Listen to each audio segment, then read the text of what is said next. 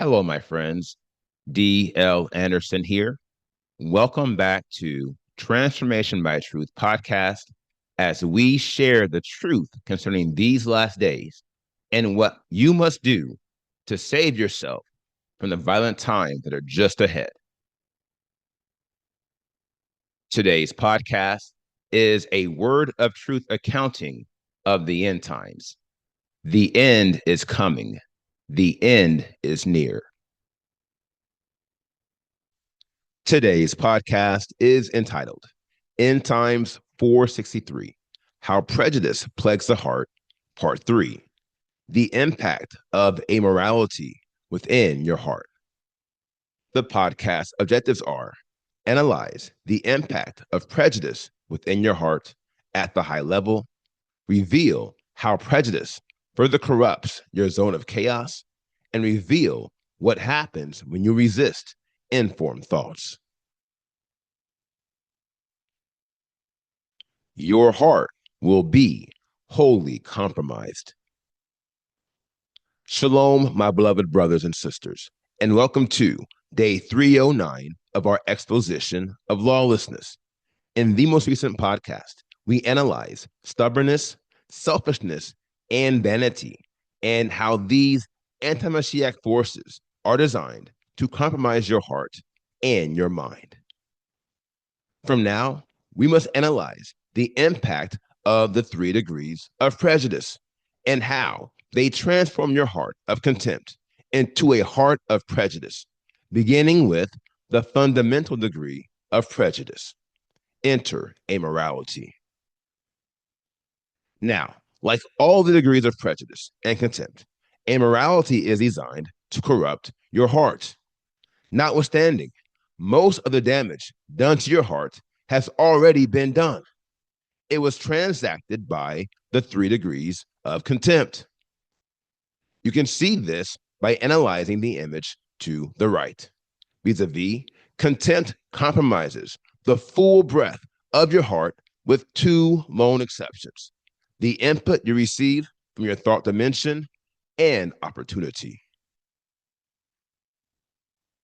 Now, that said, the question of the hour is simply this: what impact does prejudice have on our hearts, seeing as contempt has already compromised every facet save 2? The answer is sure. Prejudice compromises those 2. To wit, prejudice compromises the input you receive from your thought dimension, and it corrupts your opportunities. Ergo, by the conclusion of the counterwork of prejudice, your heart, like your mind, will be wholly compromised, and you will find yourself descended into the state that all men and women find themselves in before they receive the set-apart spirit of Elohim. A wall between your heart and your mind. Now, let's continue this discussion by analyzing how the input you receive from your thought dimension is compromised. And let's begin by analyzing the physical thoughts you receive from your physical mind. Now, if you observe the left side of the diagram to the right, you can see how the physical thoughts you receive from your thought dimension enter a zone of chaos within your physical heart. Now, in times past, your heart would simply receive these thoughts and align them with the thoughts already within your heart via your thought alignment center. And depending on the quality of your character, you may have found success in doing what you know is right. To wit, your intention was aligned with the thought which was passed into your heart from your mind. And then a terrible thing happened. Alas, you lost your war with contempt. And in the process, the spirit of unrighteousness took over your thought alignment centers. In doing so, your thought alignment centers are now designed to cause you to transgress the Father's will.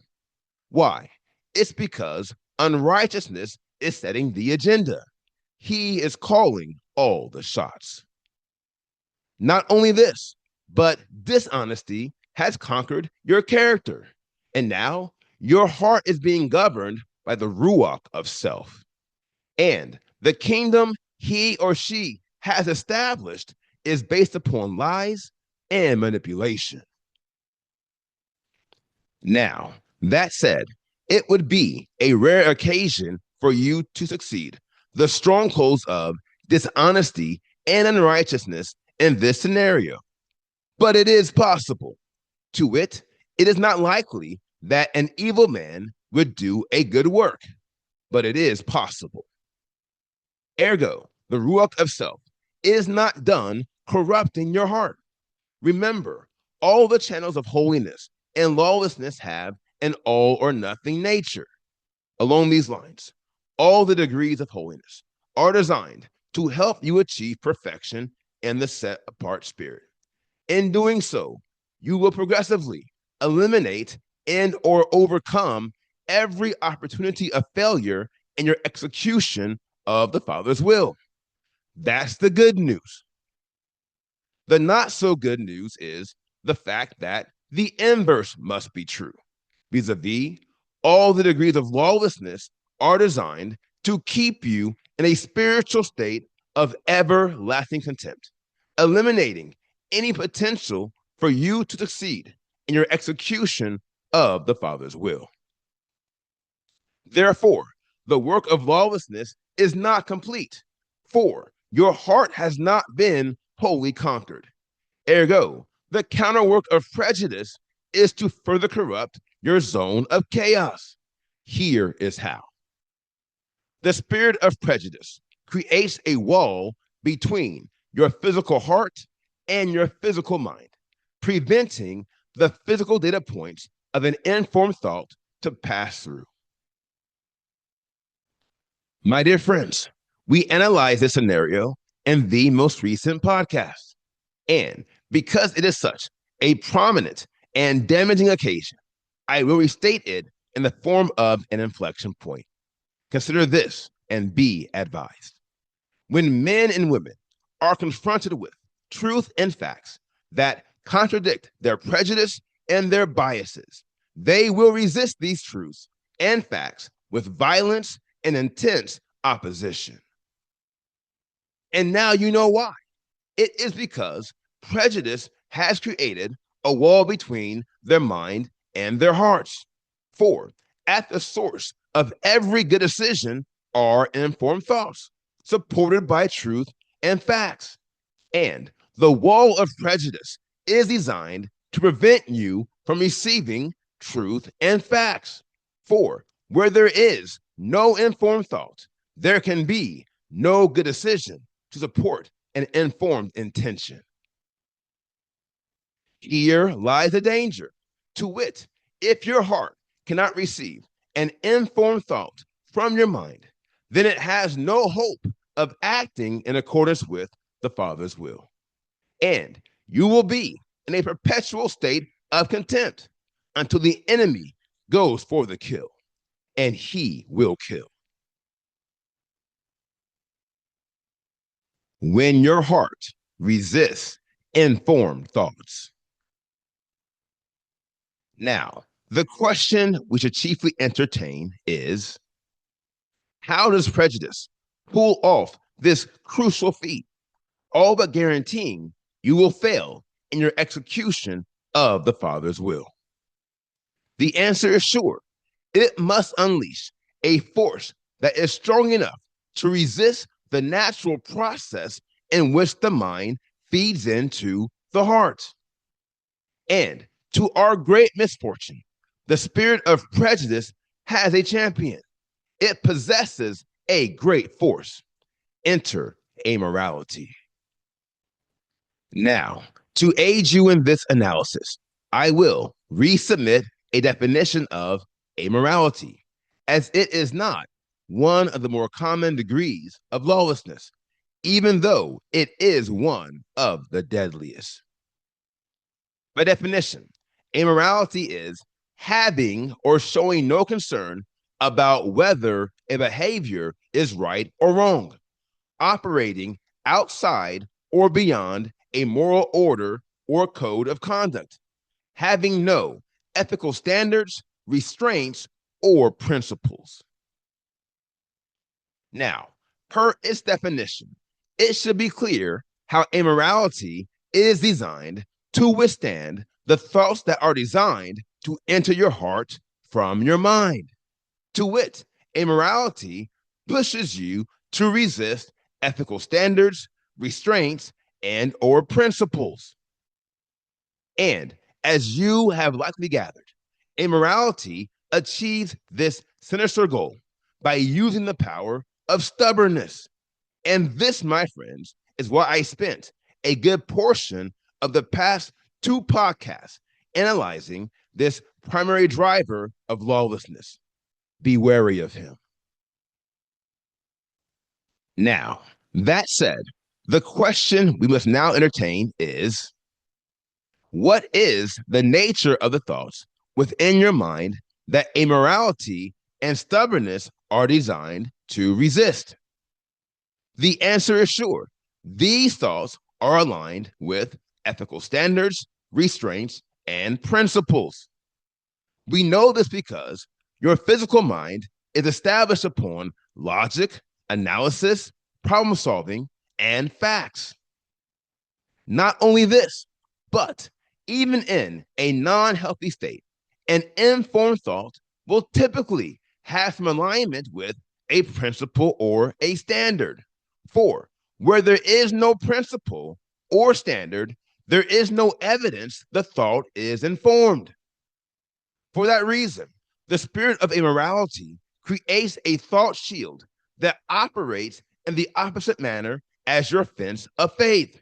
Vis-a-vis, it is designed to determine if a thought generated within your mind will pass into your heart. Now, if you recall, your fence of faith works in the same manner. To wit, it is designed to prevent perilous thoughts from entering your minds and negatively impacting your decision making process, a process which occurs within your heart. This is where immorality comes onto the scene to fulfill his counterwork. To wit, immorality functions in the exact opposite manner as your fence of faith. Vis-a-vis, he wants your decision-making process to be driven by perilous thoughts. Ergo, the spirit of immorality must prevent informed thoughts from entering your heart and bringing order to the environment of chaos that was created by the 3 degrees of contempt, i.e., dishonesty, unrighteousness, and defilement. This is crucial because you cannot achieve heart regulation without mind regulation.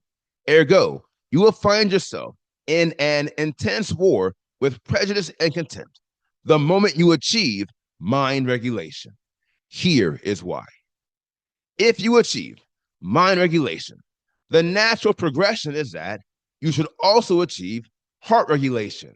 For the informed thoughts of the mind are designed to regulate your heart. Therefore, the only way immorality can prevent you from achieving heart regulation is by preventing your heart from receiving informed thoughts from your mind.